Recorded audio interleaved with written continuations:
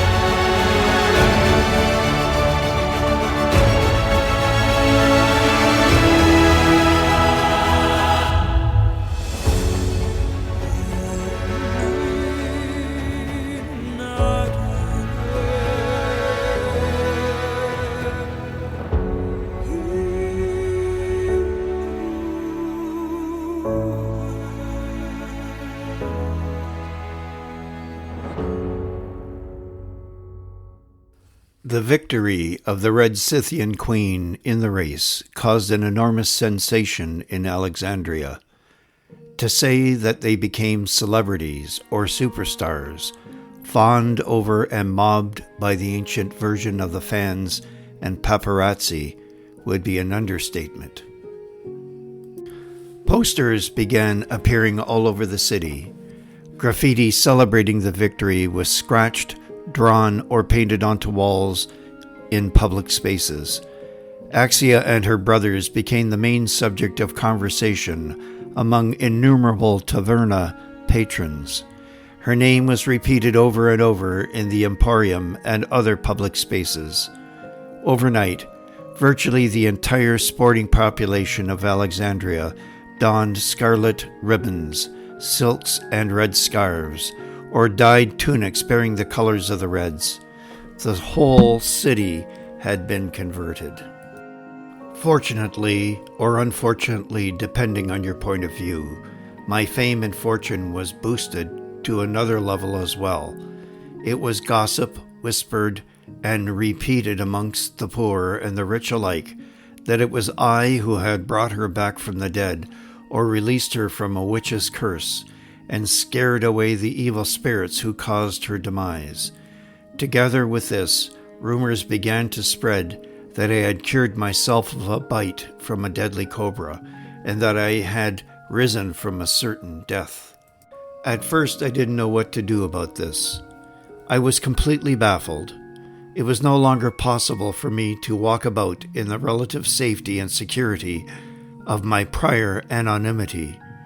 I was sad about that. The prefect, Honorius, and then Sophia and Camilla insisted that I get a bodyguard to accompany me wherever I went. At first I resisted, but then finally gave in to their pleas.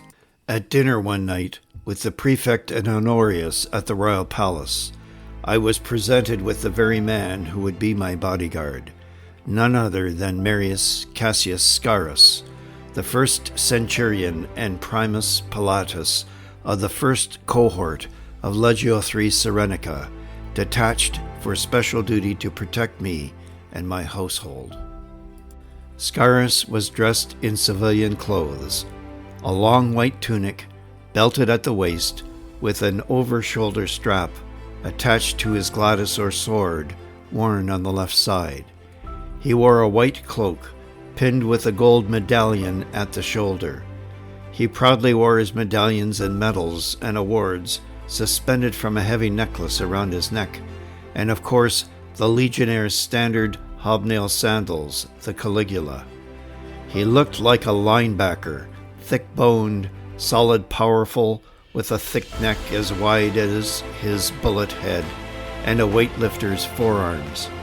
Even when out of his imposing centurion's armor and transverse red-crested steel helmet. He looked very formidable indeed. His face was weathered, pockmarked, and scarred. Honorius introduced him to me. Primus Pilatus, let me introduce you to your new charge, Adamus. Well, Dominus, my lord, sir, we've actually met before, Scarus said as he nodded his head in greeting to me. Well, Dominus Adamus Julius Aliquis, he said, looking at me up and down carefully. By Mars, you've come up in the world. I take it you've given up fishing those damn catfish for a healing profession. By the gods, what are the chances? Scarus smiled broadly, revealing strong white teeth. I shook hands warmly with him. Turning to Honorius, I said, Now here is a solid, straightforward fellow with no pretensions. Scarus squeezed my hand like a vise, making me wince, and I laughed. It's a good thing that monster of a catfish didn't eat you, Scarus, or I would have been deprived of a stout bodyguard. We both laughed at the inside joke, to Honorius's puzzlement. Scarus quickly settled into our little household. Abu was at first intimidated by him, but as time went on and Scarus's good nature began to show him that he was no threat, he really warmed to him. Scarus was a natural storyteller, and he had a wealth of experiences to draw upon. He had served in the forests of Germany on the punitive raids against the tribes who participated in the Battle of the Teutoburg Forest, where 3 Roman legions had been destroyed. He had made his fame on the Cantabrian Wars in Spain, where he single-handedly fought off an enemy attack on a Roman fort until reinforcements arrived. He had served with the prefect of Egypt, Gallus, at the time in an obscure but disastrous invasion of southern Arabia and in other battles in the Forgotten War against the Ethiopians. He had no peer as a storyteller. Through many an evening at the end of the day, he stood before our hearth and regaled Abu, Melissa, and I with his old war stories, with his expressive face and dramatic hand gestures and body movements. Abu was enthralled. Scarus became his hero. In his spare time, Scarus fashioned a scotum or shield, a training sword, and found an old copper pot for a helmet, all for Abu. He began to train him in the art of combat. Abu, being the quick learner that he was, rose to the occasion, growing ever more skilled in the thrust, stab, and parries of swordplay. The antics of Atlas and Calliope drove Scarus into gales of laughter. They liked him too. I often came upon them, with Scarus teaching them complicated tricks. Soon he had them sitting on his shoulders like 2 stuffed animals, causing visitors to our apartments to startle and stare in amazement as they moved and jumped to a table or a shelf or to the floor.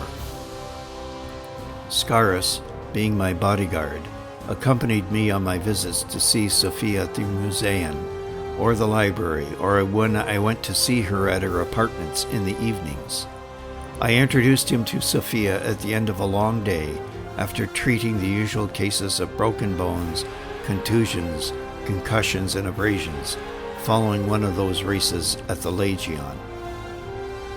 My Lady Sophia, I said, let me introduce you to this stout fellow here, salt of the earth, my designated bodyguard, and my friend Marius Cassius Scarus, most recently Primus Pilatus, 1st Cohort, Legio III Serenica.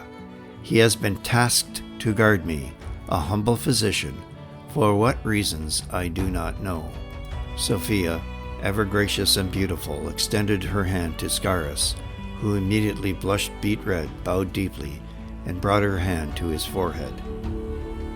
You are most welcome here, my dear Scarus, she said after retrieving her hand. It is not often that these walls are graced with the presence of a hero. We are humbled and honored, and I am personally thankful that you have become Adam anyone's personal guardian, for he shall surely need one. Scarus was at a loss for words. My lady, he stammered. My dear Scarus, honored warrior and guardian, let me introduce you to my guardian, the Lady Camilla. You two guardians should get to know each other because I suspect we will be spending much time together in the near future, said Sophia, motioning Camilla to come forward. Camilla did. She was a most handsome woman in her own right, and she and Scarus were about the same vintage by my judgment. She curtsied and said, "Good evening, honored centurion. We welcome you and are at your service always," she said as she bowed. Scarus turned an even brighter shade of red, if that were possible. I noticed that Camilla as well was blushing and holding her breath.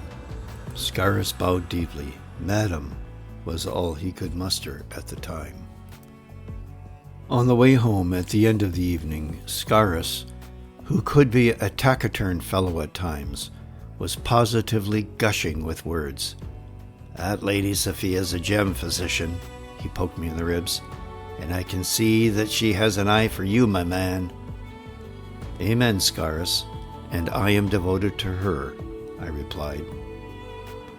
"Well now, physician, sir, if I may be so bold as to pass on some manly advice, friend to friend, so to speak," Scarus said. "You see, physician, sir, it seems to me that this lady is like a precious jewel. A pearl, maybe. One might spend a lifetime looking for such a treasure, but I think that ye should take that pearl and put it in a safe place, if ye sees me meaning, Dominus, sir," Scarus said, and very thoughtfully and deliberately. "Seems to me, if ye wants to know, that if that pearl was suddenly hidden in, say, a field, you'd want to sell everything you had to buy that field, if you sees my meaning, sir." At this point, I stopped in mid-stride and turned to look at him. "Scarus, my friend, you are a wise man, and you speak truth. And if that field were far away, it would be worth a lifetime to travel to find it," I said, putting my hand on his shoulder. "And if I had to be on such a journey, I would hope for a stout friend like you to help me find it." We resumed our walk. "Tell me, my friend," I said, "I noticed that you took a shine to that Lady Camilla. I saw the two of you talking. What did she say to you?" "Ah, physician Dominus, sir, you don't miss very much. She is indeed a most handsome woman. We spoke of home, of Italia, of Roma, of Picenum, my birthplace." Scarus sighed. "But she is far above my station, and she would have no interest in this veteran, methinks." "Why, you sell yourself short, my friend," I said, clapping him on the back. "Set your sights higher. I think that there may be 2 pearls of great value in that field when we search for it." Scarus grew thoughtful. Life was good, but I think of that old Robert Burns poem to amuse, where he wrote, "The best laid schemes o' mice and men gang aft agley." And so it was that with this new life of mine, it was set to change dramatically and knock me off my comfortable existence. For adventure would come calling, in the form of a summons early one morning, with a note penned by Honorius and delivered by the prefect Tyrannus himself. "Madam, you are being summoned to a high-level meeting at the royal palace by Honorius. It has all been explained to me, and now I see that there was great need for secrecy. This commission comes from the very highest level, from Caesar Augustus himself," he said as he handed me the scroll, sealed with Honorius' stamp. I broke the seal and read the note. "From Paulus Fabius Honorius, Senator, by direct commission from Caesar Augustus, Princeps, to Adamus Julius Aliquis, physician and esteemed member of the Museum of Alexandria. Greetings, friend. Recent events have proven that you have unique talents in the healing arts and natural sciences. You have also been noted to have a valuable gift as a translator and facilitator of many languages. Your fatherland has need of these talents, for an important mission. By command of the divine Caesar Augustus, princeps of the Senate and people of Rome, you are summoned to a meeting of scholars, senators, statesmen, and businessmen to give advice to me as direct agent of the princeps about a vital matter of state that must remain secret. Please come with Tyrrhenius to the royal palace for consultations. You will be greatly rewarded for your trouble. I rolled up the scroll and looked at Tyrrhenius. What is this about? You will find out soon enough. My lips are sealed. Come, now. I don't suppose I could refuse. Not a chance. This is a command, not an invitation or request. I dressed and followed Tyrrhenius, and after a quick chariot ride through the streets of the awakening city, found myself in a large chamber in the royal palace, standing around an enormous map of the then-known world. There in the center, I recognized the Mediterranean, called Mare Nostrum by the Romans, and there was the Black Sea, called the Euxine or Pontus Euxines. There were the great rivers we moderns called the Don and the Dnieper, in what I recognized in my time as the Ukraine. There was the Caspian Sea, called the Inhospitable Sea. The great map trailed off to the east, towards those distant lands we now know as Siberia, Kazakhstan, Uzbekistan, Turkmenistan, Tibet, Mongolia, and China, which the Romans called the land of the silk or the land of the quin. Then there was a well-defined area we moderns know as Pakistan and India. The shapes were not well drawn, and the scale was far off, but it was all recognizable to my modern mind. With all its inaccuracies, it was still an impressive document, painstakingly drawn on a series of large, stitched-together pieces of vellum. I was standing amongst the elites, Scarus at my side. A number of distinguished-looking aristocrats dressed in togas were milling around. In amongst them moved well-dressed merchants and traders. Tyrrhenius, officers of the first court, including Lucius, whispered to each other. Didymus, Rufus, Sophia, and several dozen scholars represented the academy.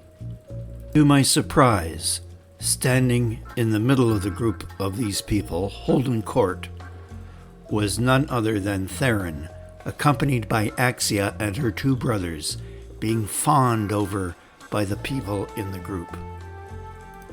Sophia introduced me to Nicholas of Damascus, a distinguished-looking scholar dressed in Greek fashion, in a linen himitation draped around his body, leaving one skinny shoulder sticking out. This man had the mandatory white hair and long white beard, which seemed to be de rigueur for ancient scholars. Theron tapped his ruby-tipped staff on the floor and shouted for order to begin the proceedings. Sophia glided forward gracefully. Honored conscript fathers, honored legate Paulus Fabius Honorius, honored prefect Gaius Tyrannius, honored colleagues of the Museum, honored commander of the first cohort Lucius and Scarus, first centurion of the same, Sophia announced, bowing her head to each attendee in turn. We greet you, Vasilisa Axia Panopelis, she who is worthy of armor, warrior queen of the mighty Massagetae, and your two noble warrior brothers, Prototheas and Scumaxa, commanders of the Massagetian hosts. I welcome you all to this assembly, in this great seat of learning, center of all knowledge in the empire. I was watching Lucius, the tribune, as Sophia glided about the room as she introduced each of these parties with a graceful nod of her head. All eyes were fixed on her. Sophia, completely oblivious to her own physical beauty, was of great interest to the assembly. Of course, I was painfully smitten by her myself, and I struggled to maintain a professional attitude, so as not to betray my inner feelings. But without knowing it, she had Scarus, that hard-bitten, tough centurion, wrapped around her little finger. I noticed at least one other lovesick male couldn't take his eyes off her. Lucius, the tribune, could not disguise the fact that he was still an unrequited lover. His eyes followed her every movement. He was in a sort of ecstasy, even being in her presence.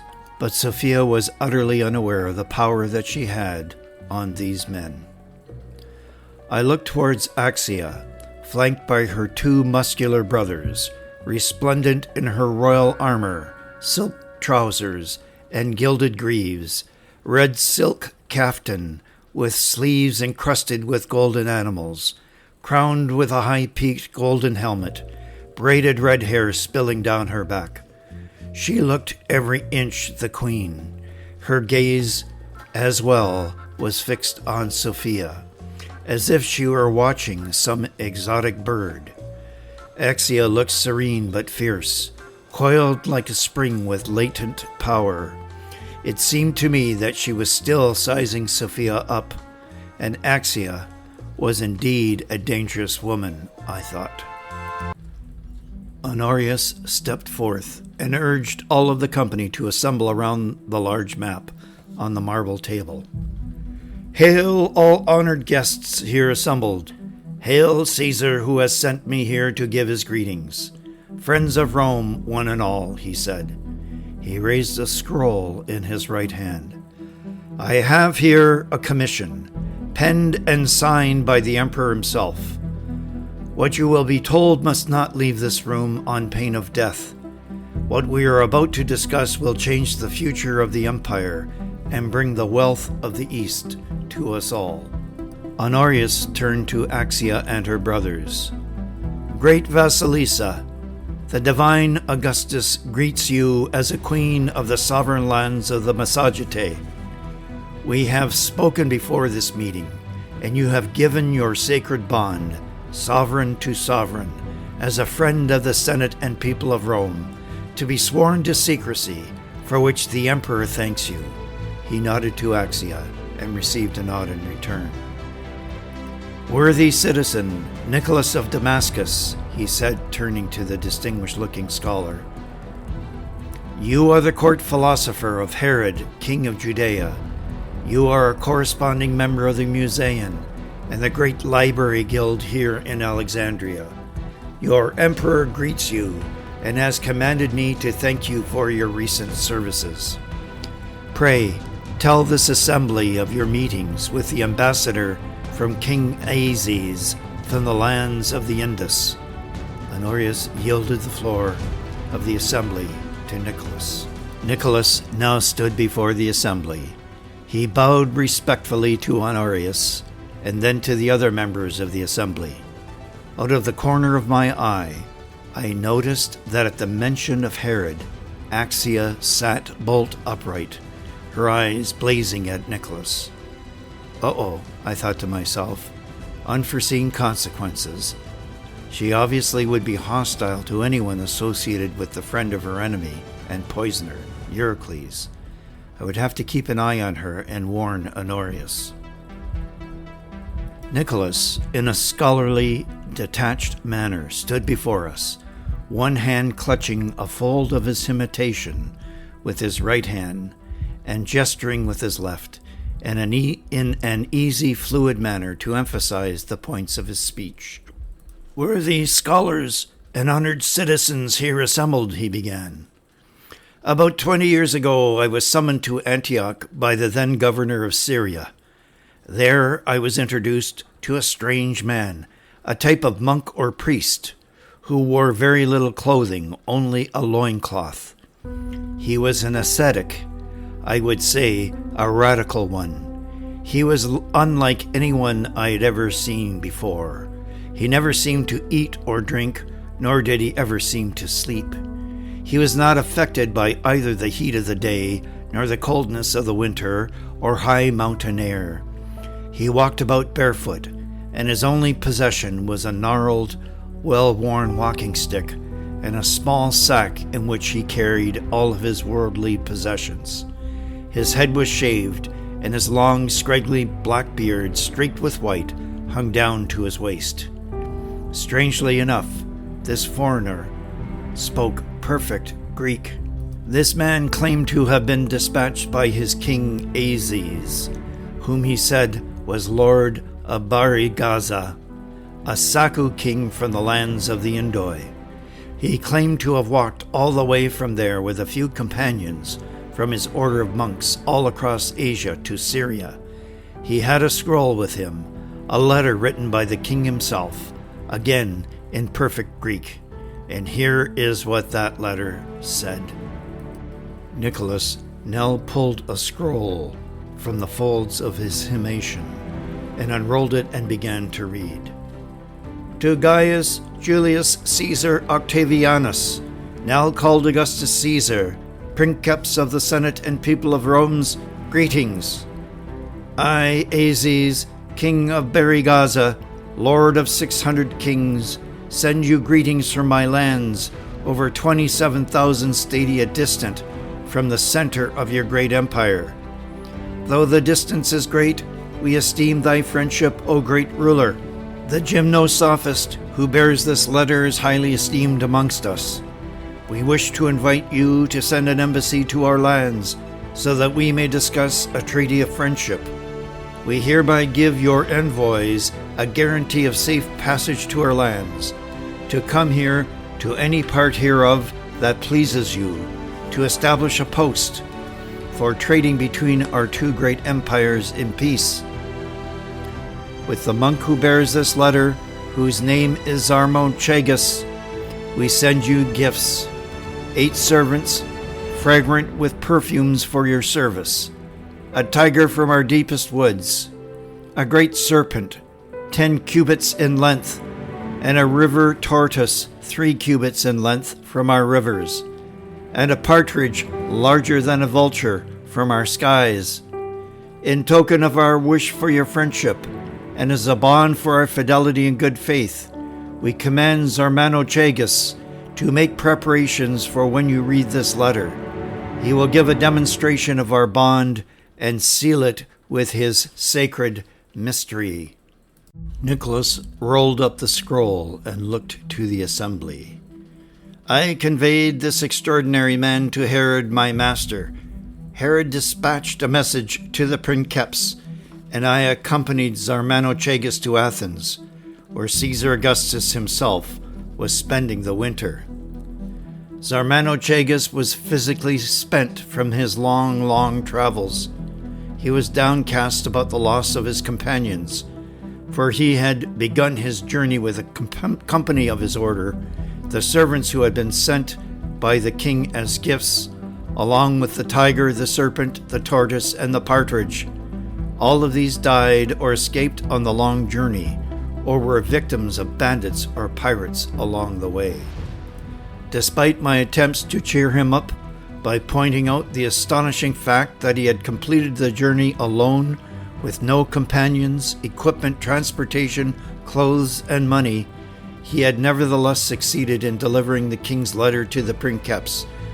This man remained melancholic and felt that he had lost face and that he had failed in his mission. The day finally came for Zarmochagus to have his audience with the princeps. The meeting was to occur at the Acropolis. Zarmochagus requested certain preparations to be made before the meeting. He asked that the meeting take place on the portico of the Parthenon. He asked for the hearth there to be fully stocked with fuel and that a blazing fire be lit. These modest requests were met. The monk, clothed as always in nothing more than his loincloth, approached Caesar Augustus, knelt before him, bowing his head and touching the floor. The princeps ordered him to rise, which he did, and he thus submitted his scroll to Caesar with bowed head. Caesar Augustus made a show of unrolling the scroll and reading it, although he had already known its contents. My lord, said Zarmochagus, I beg forgiveness. I have failed both you and Lord King Azes. I cannot deliver along with this letter the presents which you were promised. The way here was long and treacherous, beset with many dangers and mishaps. Alas, I have lost them all, and there is nothing more to present to you but one last humble sacrifice. Noble soul, Master Zarmonchegus, fear not, said Caesar, rising from his chair. He walked over to the humble monk and placed his hands on the man's bare shoulders, visibly moved by both the message in the scroll and the poor man's request for forgiveness. I say to you, noble soul, that your commission has been successful. We accept your great king's offer of friendship and will, as soon as we are able, convey an embassy back to your far lands with you to your great king. You will bring him our friendship and our own gifts for him, and we will accept his offer to establish a base for trade that will benefit both of our great peoples. This we promise. To this Zarmanochegus bowed. Noble princeps, Lord of the Empire of the West, we thank you. But I am old and feeble, and I do not think I will live to see my home again. He bowed again and walked over to the hearth blazing in the temple portico. He stopped for a moment and stared at the fire. Turning back around to Augustus, he said, My lord, I have already given my friend Nicholas detailed instructions with a map of our lands to guide your envoys back there. Alas, they must go without me. Since I have no gift to give you but my own life, humble as it is, I do so now. With this, the man turned and jumped into the blazing hearth. This caused a consternation amongst all concerned. The princeps himself was at first shaken with the horror of the sight, and rose to his feet intending to stop the man, but too late. Caesar was moved beyond words by these historic and extraordinary events. He pondered many days on this meeting. At last, he decided that the humble man's act was one of selfless courage and loyalty to his master, and should be honored. By his command, then, a tomb was built. The cemetery where the tomb now stands is a sacred place, where the Hiera Hodos, the sacred way to the Elysian fields, begins. There this monk's ashes were interned with this inscription on his tomb. Zarmanochegus, an Indian native to Bargosa, having immortalized himself according to the custom of his people, here lies. Nicholas, his part of the saga now finished, bowed to Honorius and the rest of the assembly, and went back to his place. Honorius held the floor again. It is now my turn to continue the story, he said. At the princeps' command and by order of the Senate, an embassy of selected envoys was dispatched by sea to the Erythraean Sea on a single ship. I was one of the envoys.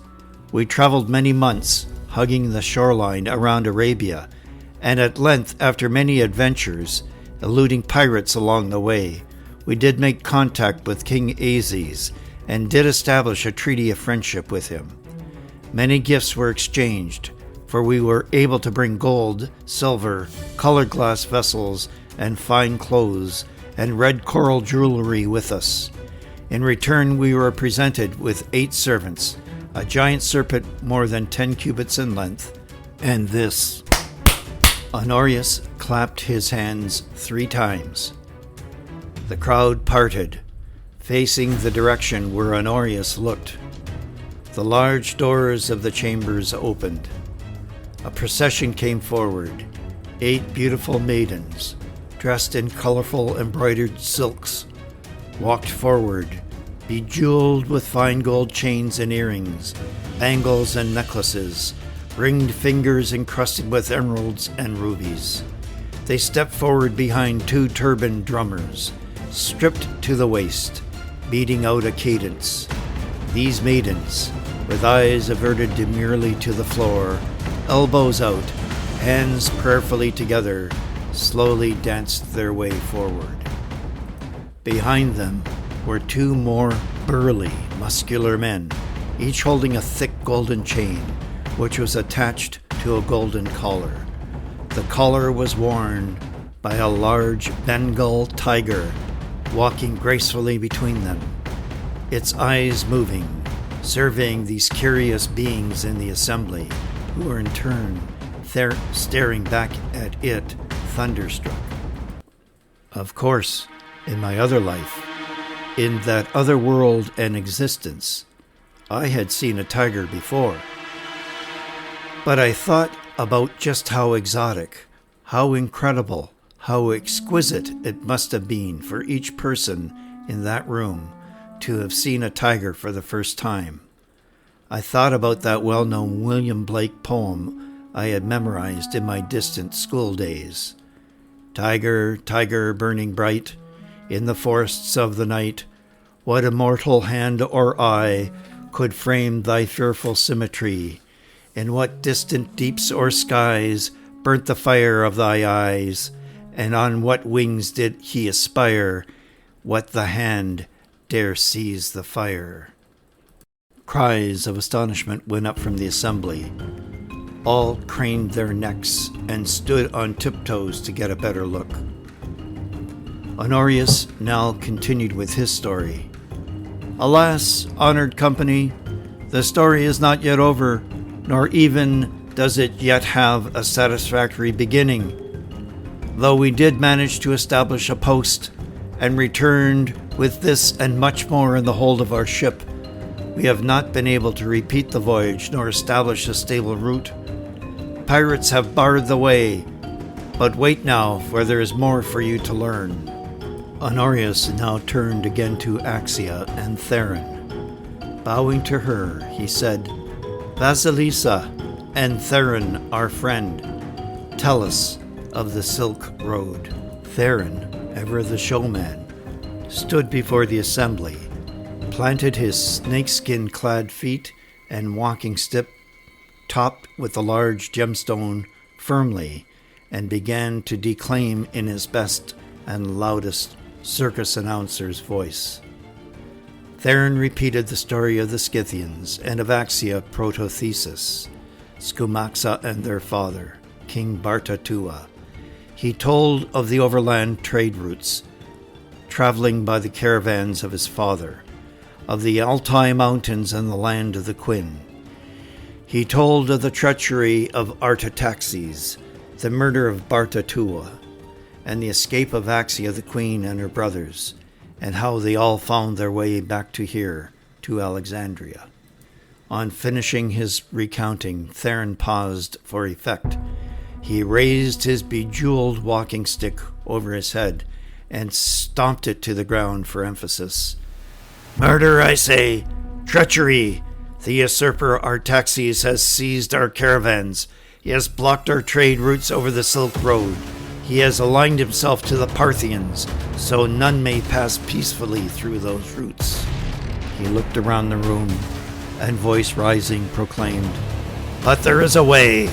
We can raise an army of fierce warriors to open that which has been denied us. We can restore the land of the Massagetæ to its rightful ruler, to the Vasilisa, Axia.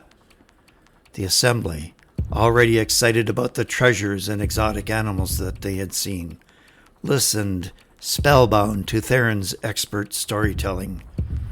When he had finished his part, he turned to Axia. Vasilisa, I beg you to now tell this assembly your plan. All eyes now turned to Axia Panopelos, she who is worthy of armor, who now stood and faced the assembly.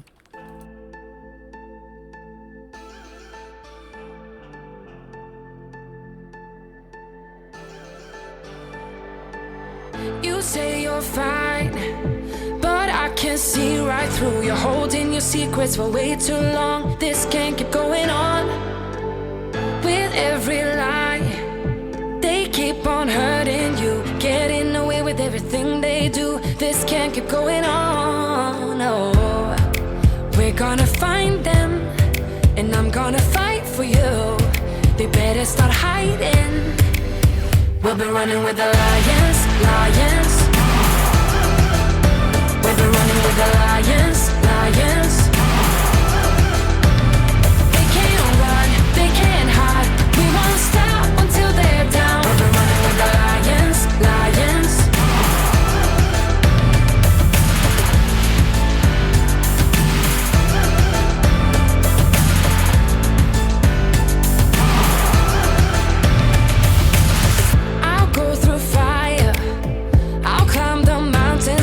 Tell me, cause I'm looking out for you. This can't keep going on, no. Cause you're not alone in this. We'll do this together. No, you're not alone in this. No, we're gonna find them, and I'm gonna fight for you. They better start hiding. We'll be running with the lions, lions. We'll be running with the lions, lions. They can't run, they can't hide. We won't stop until they're down. We'll be running with the lions, lions.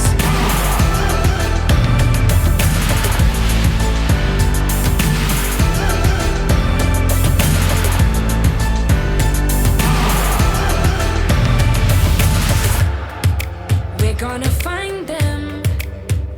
La la la la la. They better start hiding. Music for Chapter 13. Ed Records, Legends.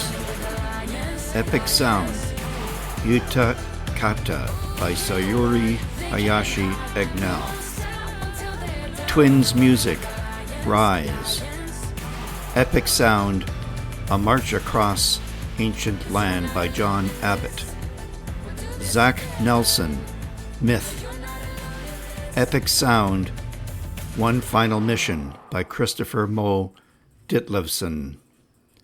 Epic Sound, Far Away from the Shore by Sight of Wonders. Ed Records, A New Quest.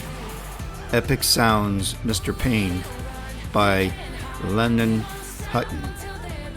Epic Sound, End of an Era by Christopher Mo Ditlevson.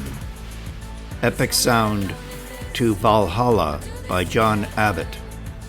Epic Sound, Time is Running Fast by John Bajork.